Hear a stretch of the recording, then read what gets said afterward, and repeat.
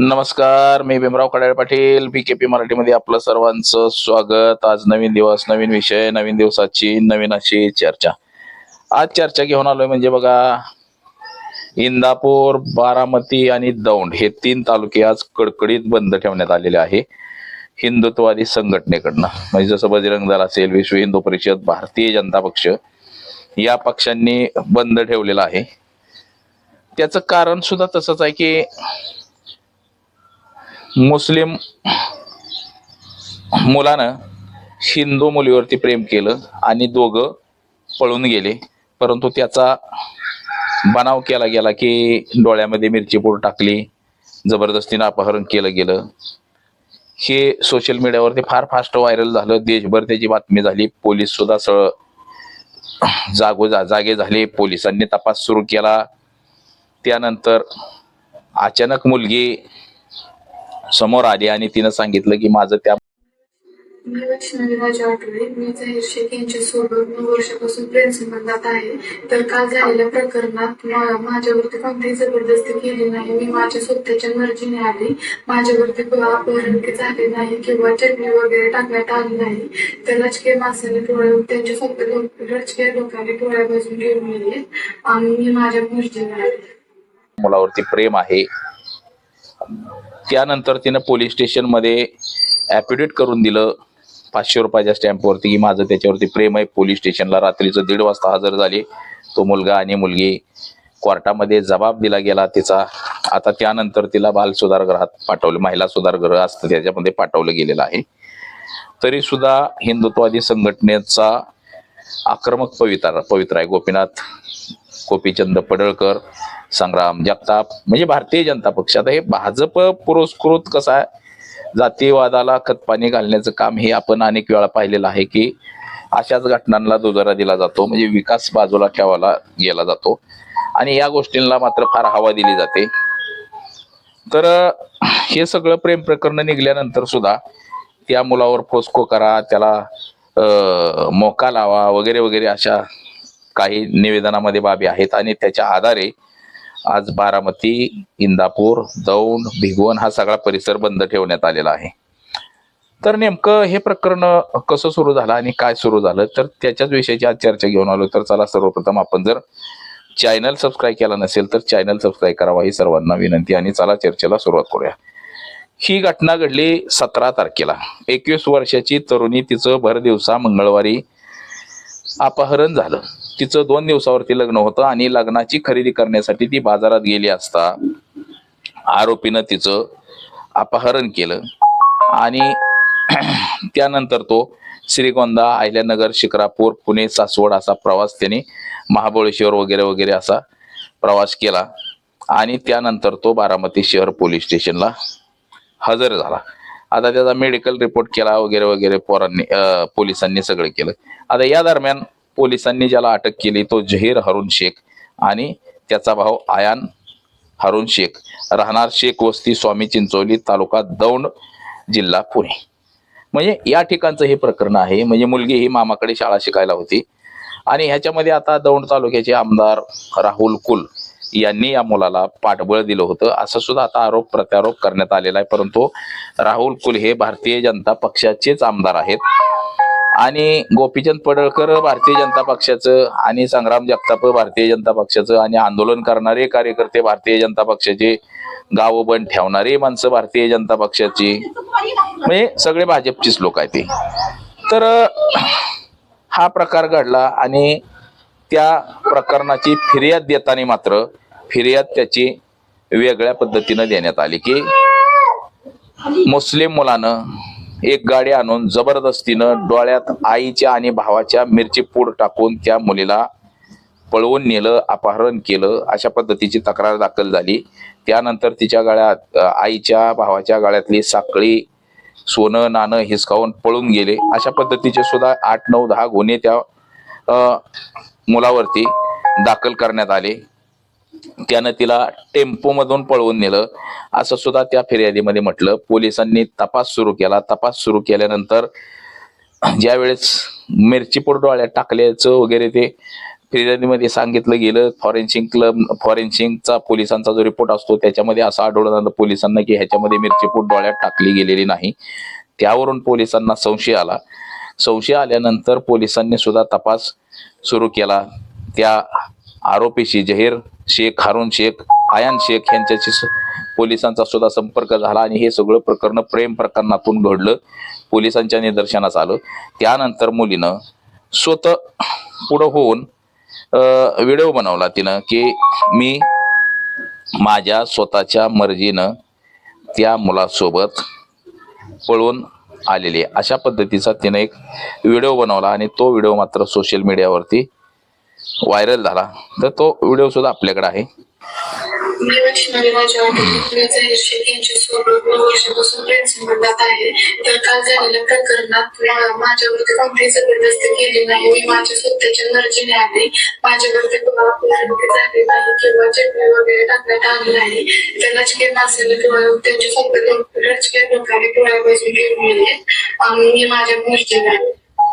हे अशा पद्धतीनं त्या मुलीनं आपला जबाब दिला. त्यानंतर तिनं स्टॅम्पवरती सुद्धा पोलीस स्टेशनला हे सगळं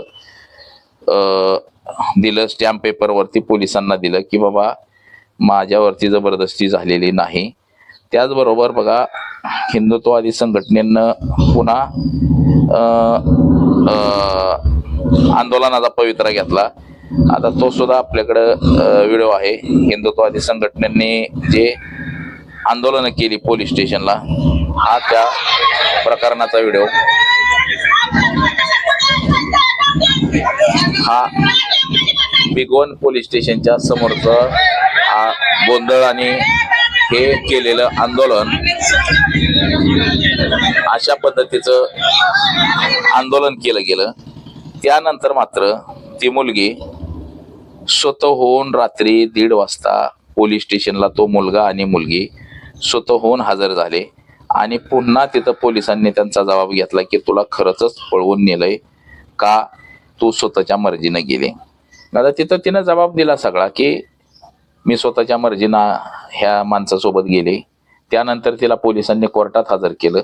कोर्टासमोर सुद्धा तिनं तिचा जबाब नोंदवला आणि त्यानंतर तिला मात्र महिला सुधारगृह असतं त्याच्यामध्ये तिला पाठवण्यात आलं की जातीय तेढ निर्माण होऊ नये किंवा पुन्हा काय दंगे पेटू नये. जे हिंदुत्ववादी संघटना जे आक्रमक झालेले आहेत, घरची जी आक्रमक झालेली आहेत, ही आक्रमक पाहता पोलिसांनी तिला महिला सुधारगृहात पाठवली. तर जो तिचा प्रियकर होता, तो जो पोलीस स्टेशनला हजर झाला होता, त्याला सुद्धा मात्र कोर्टाने, आता कोर्टाची सुद्धा पंचायत झाली की ही मुलगी स्वतःहून गेलेली आहे, त्याच्यामुळे आता ह्या केसमध्ये नेमकं करायचं काय. आणि आता त्याच्यावरती जे गुन्हे दाखल झालेले आहेत त्याच्यामध्ये फिर्यादी म्हणून त्या मुलीच्या आईनं तक्रार दिलेली आहे. आईचं असं म्हणणं आहे की बाबा ती मुलगी आमच्या ताब्यामध्ये द्यावी आणि आम्ही तिला विचारपूस करू की तू खरंच गेली का. तिच्यावरती दबाव आहे, त्या लोकांनी दबाव टाकला असेल की तू जर आईवडिलाकडे जाशील तर तुझ्या आईवडिलाला मारू, आईला भावाला मारू वगैरे वगैरे, असा आरोप त्या मुलीच्या आईनं सुद्धा केलेला आहे. तर हे प्रकरण आपल्याला जितकं सोपं दिसतं तितकं सोपं नाही. हे प्रकरण गांभीर्य वळणावरती नेण्यात आलं. त्यानंतर गोपीचंद पडळकरांनी सुद्धा असं सांगितलं की त्या मुलीवरती 3-4 दिवस लैंगिक अत्याचार करण्यात आलेले आहेत. तिला कुठं झाडाझुडपात लपवून ठेवलं असेल, तिच्यावरती अन्याय अत्याचार केले, त्याची सुद्धा तपासणी करण्यात यावी. त्याचबरोबर आता बघा, सगळ्या हिंदुत्ववादी संघटनांची काल मीटिंग झाली इंदापूरमध्ये, दौंडमध्ये आणि बारामतीमध्ये, आणि त्यांनी असं म्हटलेलं आहे की जोपर्यंत त्या मुलावरती मोक्का अंतर्गत कारवाई होत नाही किंवा फोक्सो अंतर्गत त्याच्यावर कारवाई होत नाही तोपर्यंत हे आंदोलन सुरू राहील. ती मुलगी आमच्या ताब्यात देण्यात यावी. परंतु हा सगळा माहोल बनवला जातो. त्याहून दुसरी गोष्ट की भारतीय संविधानाने जे अधिकार दिलेले आहेत, मुलगी 18 वर्षाची आणि मुलगा 21 वर्षाचा असेल तर तो स्वतःच्या मर्जीनं लग्न करू शकतात. 18 वर्षाच्या आत मुलगी असेल तर आई वडिलाच्या मर्जीशिवाय ती काय करू शकत नाही. तिला जर फूस लावून पळवून नेलं तर समोरच्यावरती गुन्हे दाखल होतात. हे भारतीय संविधानानंच कायद्यामध्ये नमूद केलेलं आहे. आता हे सगळं जरी असलं तरी ह्या सत्ताधारी लोकांना ह्या गोष्टी का समजत नाहीत. म्हणजे इथं जातीचा प्रश्न निर्माण होतो. म्हणजे जर आपली मुलगी जर इतर जातीच्या माणसामध्ये जर तिनं जर लग्न केलं तर मात्र लगेचच आपला अहंकार जागा होतो की एक इतर जातीचा माणूस आपल्या मुलीसोबत लग्न करतो. परंतु जे भारतीय जनता पक्षाचे जे नेते आहेत सगळे, टोटल सगळे नेते, आता सुद्धा ज्या केंद्रीय मंत्री निर्मला सीतारामन आहेत त्यांच्या सुद्धा मुलीनं मुस्लिम समाजासोबत लग्न केलं. भारतीय जनता पक्षाचे वरिष्ठ नेत्यांपासून RSSच्या नेत्यांपर्यंत, मोहन भागवतांपर्यंत सगळ्यांचे जावई मुस्लिम आहेत. परंतु खाली मात्र हिंदू मुस्लिम केलं जातं. त्याची ही ज्वलंत उदाहरण आहेत. आता गावबंद शहरबंद निषेध हा केला पाहिजे, कडकडीत निषेध पाळलाच पाहिजे. परंतु तो कोणत्या गोष्टीचा पाळला पाहिजे हे सुद्धा नागरिकांनी लक्षात आणलं पाहिजे. आता ज्या त्या संघटना असतील, ज्या त्या माणसाला भारतीय घटनेनं अधिकार दिलेले आहेत, भारतीय संविधानानं प्रत्येकाला अधिकार दिलेले आहेत, त्यानं आपले विचार व्यक्त करावे किंवा आंदोलन करण्याचा अधिकार सुद्धा दिलेला आहे. परंतु पोलीस प्रशासनाची सुद्धा जबाबदारी असते की ह्याच्यामध्ये काय चुकीचं होतंय का, जर चुकीचं होत असेल तर त्याच्यामध्ये हस्तक्षेप करणं ही सुद्धा जबाबदारी पोलीस प्रशासनाची असते. आणि आजपर्यंत गाव पातळीवरती हिंदू मुस्लिमचं भांडण हे गाव पातळीपर्यंत कुठं आलं नव्हतं. शहरी भागामध्ये एवढं तेवढं चालत होतं. गेल्या वर्षी यवत या ठिकाणी असाच वादविवाद वाढला आणि त्या ठिकाणी गोपीचंद पडळकर, संग्राम जगताप यांनी तिथं येऊन भारतीय जनता पक्षाचे आमदार आहेत, आक्रमक अशी भाषणं केली. आणि आक्रमक भाषणं केल्यानंतर मात्र तिथं दंगल पेटली गेली.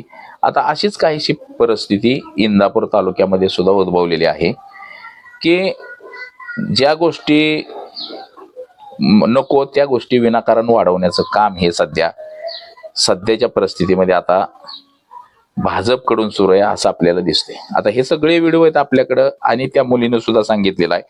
हे सगळं आपल्याला डोळ्याने दिसत असताना सुद्धा जर आंदोलन मोर्चे म्हणजे ते धगधग जर ठेवायचं असेल तर ह्याच्या मागे सुद्धा काही कारण असतात. त्याच्या मागे आता असं बोललं जाते की अजित पवारांचा जो घातपात झालेला आहे, हा घातपाताचं लक्ष डायव्हर्ट करण्यासाठी बंदची हाक हिंदुत्ववादी संघटना आक्रमक झाल्याचं काही जणांचं म्हणणं तसे येतंय मित्रांनो.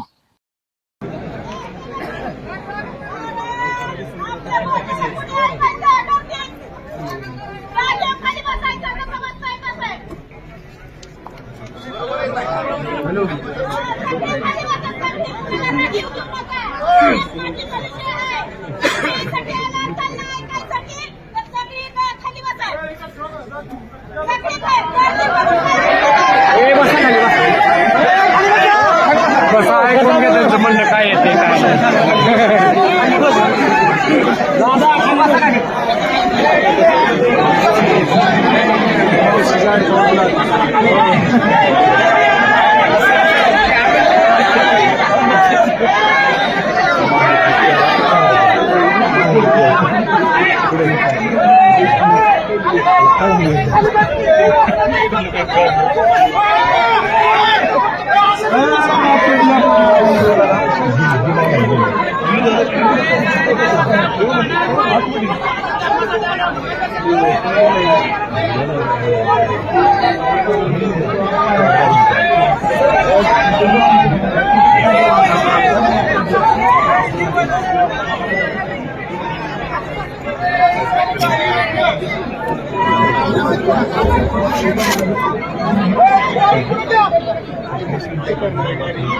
गाडी कुठे मधली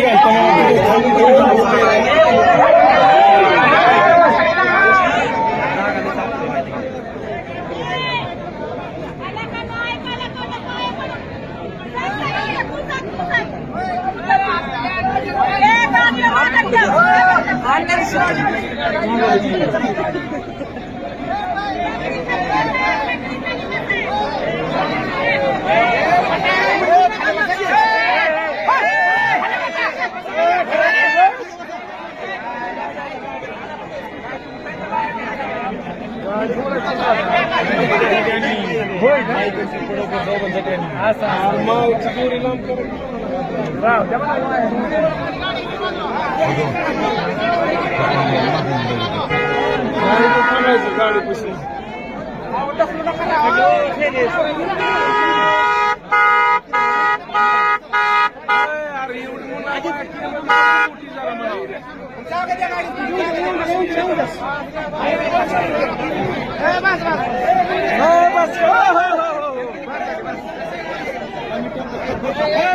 बस करते गाडी राहून दे.